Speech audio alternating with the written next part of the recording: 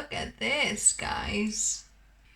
Hello my dear health seekers, Inga from Health Origins here. So today a very exciting recipe. I'm going to show you how to make a spaghetti bake or a spaghetti cake from your leftover spaghetti. It's called pasta frittata in Italian.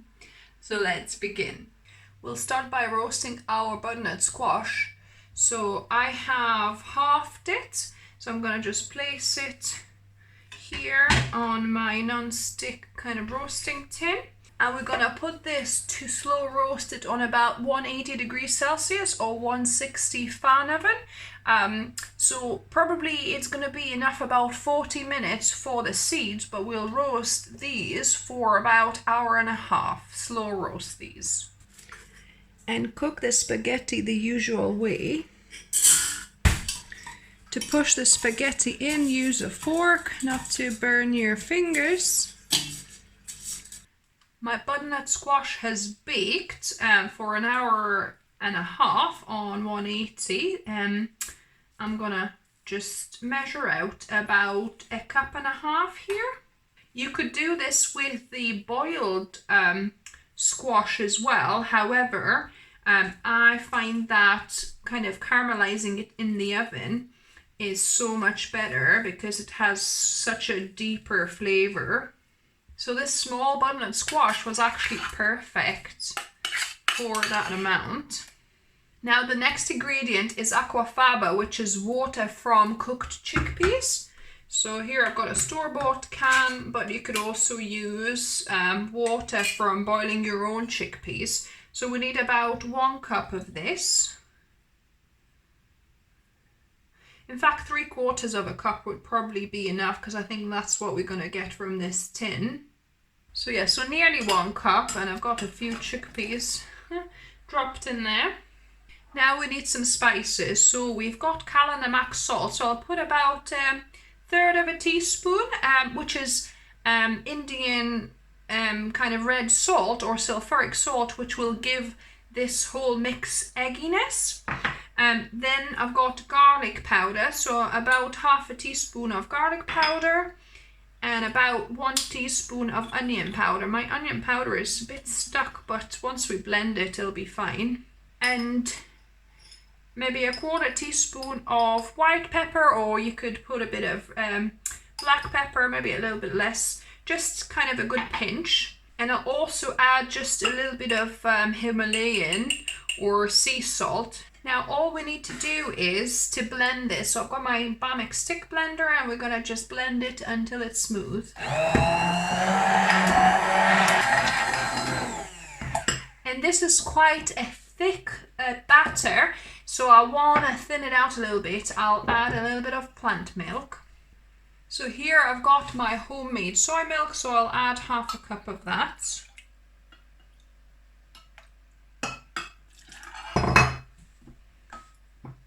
And blend.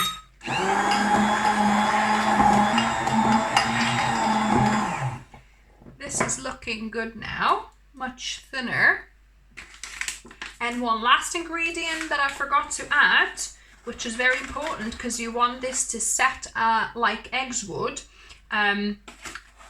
3 tablespoons of either potato starch or corn starch or tapioca, any kind of starch should work.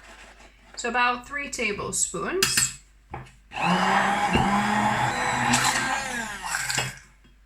Now I preheated my frying pan and I've quartered 4 chestnut mushrooms and 1 medium onion, quartered and sliced as well. So I'm gonna just dry fry these. You wanna make sure obviously the pan is preheated before you put it in, and dry fry it until it starts sticking. And when it starts sticking, add a few tablespoons of olive brine. So maybe 4 or 5 tablespoons.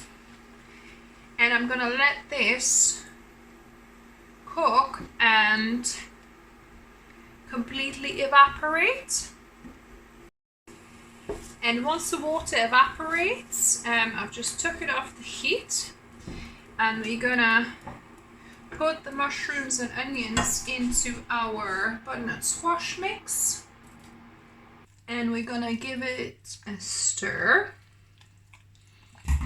Now I've got my pot of spaghetti that I've cooked earlier.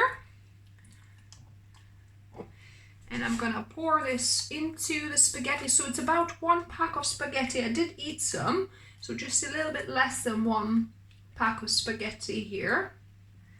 Carefully mix it up. If your spaghetti is really kind of clumped together and really cold, if you had it in the fridge, then you might want to pour boiling water on it, let it sit for a minute or so and pour it out so the kind of spaghetti loosen up a little bit. I probably should have done that as well because it might clumped up a little bit as well, because I had it cooked for a few hours now, but it was sitting at room temperature, so it's not too cold, not too bad.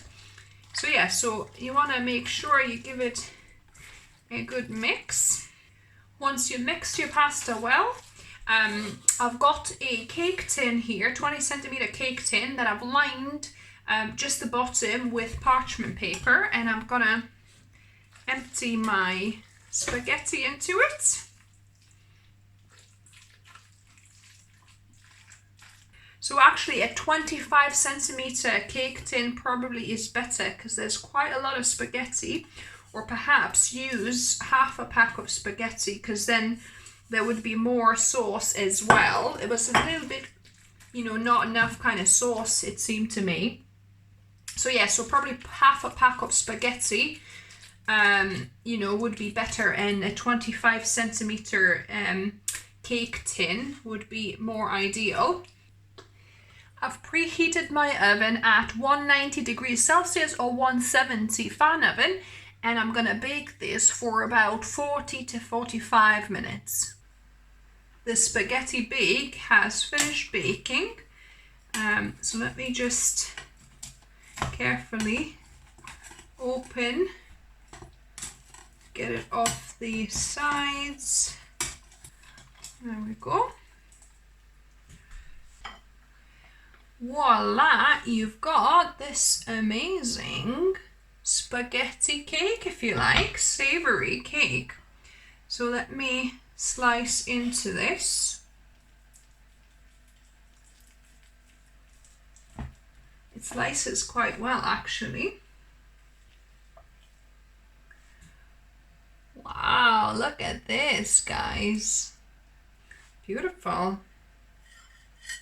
And now onto the best bit taste testing. I've got a little bit of smoked tomato ketchup here with it, but I'll try this first without anything else.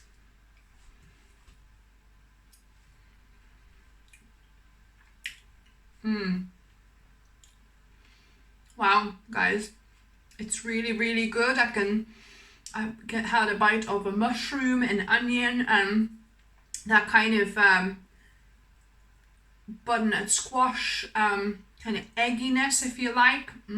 Delicious.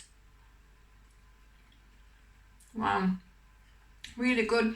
If you wanted to, you could also add some nutritional yeast flakes, because that will add kind of a bit of cheesiness as well to this, because in the original pasta frittata recipe they add parmesan actually. So yeah, so I think next time when I do this, I'll add, you know, maybe a couple of tablespoons of nutritional yeast flakes as well, and maybe a tablespoon or so of white wine vinegar or apple cider vinegar. So let me try this with a bit of ketchup.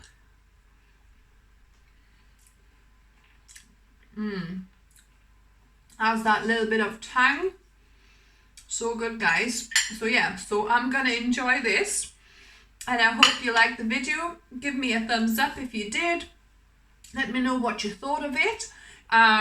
If you're new to the channel, welcome and subscribe for more videos and experiments with vegan whole food recipes.